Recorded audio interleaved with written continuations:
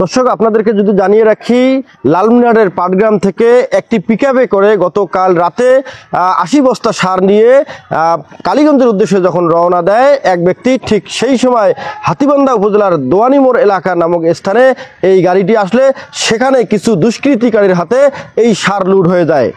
এমন ঘটনায় এলাকার দুইজন ছাত্রদল নেতা রাকিবুল ইসলাম সবুজ এবং শরীফুল ইসলাম সবুজের নাম উঠে এসেছে এই লুটপাটের সঙ্গে। এই ঘটনায় 47 বস্তা সার উদ্ধার করেছে হাতীবান্ধা থানা পুলিশ। গতকাল রাত বিভিন্নভাবে বিভিন্ন জায়গায় অভিযান চালিয়ে এই 47 বস্তা সার ছাত্রদল নেতা শরীফুল ইসলাম সবুজ এবং রাকিবুল ইসলাম সবুজের বাড়ি থেকে উদ্ধার করে 47 বস্তা সার। তবে এখনো পর্যন্ত বাকি 43 বস্তা সার উদ্ধার করতে পারেনি হাতীবান্ধা থানা পুলিশ। তবে এই ব্যাপারে এই দুজনকে গ্রেপ্তারের অভিযানও চালাচ্ছেন হাতীবান্ধা থানা পুলিশ।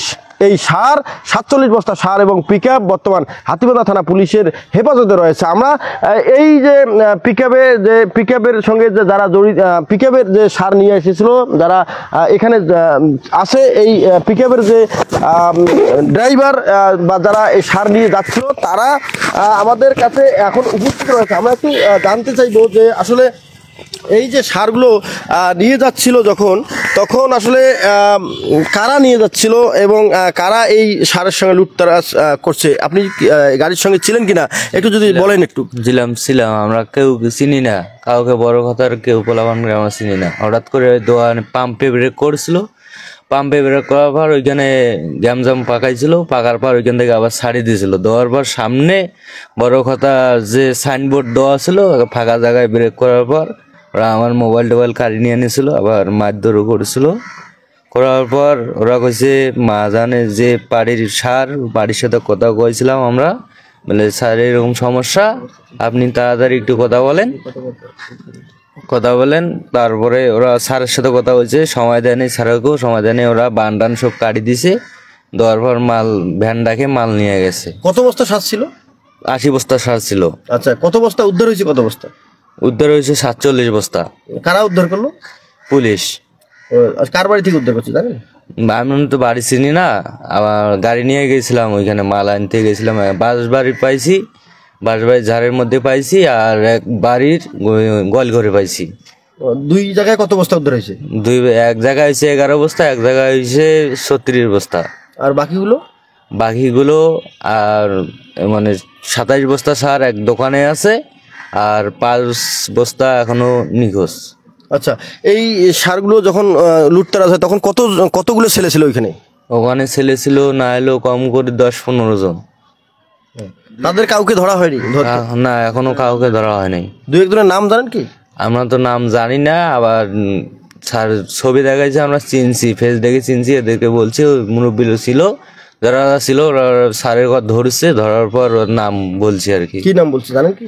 সবুজ, আর একটা দুইটা নাকি সবুজ নাম, এই এলাকার কাতিবা নাকি জানে জায়গার নাম। আমরা তো পাটগ্রামে স্থানীয় ছেলে, বড় খাতাতে সেই রকম পরিচিত আমাদের কেউ নাই, সেরকম আমাদের ইয়া নাই। আচ্ছা, এই ব্যাপারে কি কোনো মামলা করার প্রক্রিয়া চলছে কি? জি চলছে। আচ্ছা, এই মালটা, এই যে সারটা পাটগ্রাম থেকে যার কাছে নিচ্ছেন তার নাম কি? ও পার্টির নাম তো আমি জানি না। আচ্ছা, নিয়ে যাচ্ছিল কে? নিয়ে যাচ্ছে চাপারহাটের পাড়ি, মানে পাটগ্রাম থেকে মালটা নিছে, ওইখানে পৌঁছানোর জন্য আর কি নিয়ে যাইতেছে। আচ্ছা, ওখান থেকে কেন নিয়ে যাচ্ছে জানেন কি? যেহেতু আরেকটা উপজেলার সার। হ্যাঁ, আমরা তো সে বিষয়ে জানি না, আমরা যে গাড়ি চালক, আমাদের ভাড়া হলে আমরা নিয়ে যাই আর কি। আমরা এই বিষয়ে কিছু জানি না। সারটা যে এই থানা থেকে অন্য থানায় যাওয়া নিষেধ, তাও আমরা বুঝতে পারি নাই, এই কারণে গাড়িটা আমাদের। ধন্যবাদ। আমরা কথা বলছিলাম এই গাড়ির সঙ্গে যিনি ছিল তার সঙ্গে কথা বলছিলাম। দর্শক, আমরা যদি একটু বলি যে ঠিক যে সময় ভুট্টার সিজন শুরু হয় লালমনিরহাটের উত্তর অঞ্চলে, এই সময় সারের একটা সংকট দেখা দেয়। আর এই সারের সঙ্গে সিন্ডিকেট করে অনেকে সার বিভিন্ন জায়গায় নিয়ে যাওয়া শুরু করে। এরই আলোকে একটা মানুষের মধ্যে ক্ষোভ প্রকাশ হয় যে এক এলাকার সার অন্য এলাকায় নিয়ে যাওয়া হয়। এমনই একটি ঘটনা ঘটেছিল হয়েছিল যে পাটগ্রাম উপজেলার সার যখন কালীগঞ্জ উপজেলায় নিয়ে যাওয়া হচ্ছিল, এর কারণেই কিছু এলাকার ক্ষিপ্ত ক্ষোভ প্রকাশ করা যে কৃষক রয়েছে তারা মূলত এমন ঘটনা ঘটাতে পারে বলে মনে করেন অনেকে, যে যেহেতু অন্য এলাকার সার আর এক এলাকায় অবৈধভাবে নিয়ে যাচ্ছিল, সেহেতু এই সারগুলো লুটতরাজ করবে তারা। এই এলাকার চাহিদা পূরণ করার জন্য সার আনা হয় মূলত, কিন্তু এই এলাকার চাহিদা পূরণ না করে অন্য এলাকায় গোপনে বিক্রি করার অভিযোগ পেয়েছিল এই কৃষকগুলো, যার কারণে এমন ঘটনা ঘটাইছে মনে করেন এলাকার স্থানীয় কিছু কৃষক।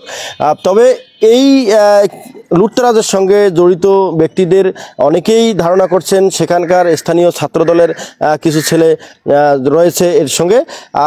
এখন পর্যন্ত হাতীবান্ধা থানা পুলিশ কাউকে গ্রেপ্তার করতে পারেনি, তবে বাকি সারগুলো উদ্ধারের চেষ্টা অব্যাহত রেখেছেন হাতীবান্ধা থানা পুলিশ, এমনটাই জানিয়েছেন ওসি মাহমুদুন নবী।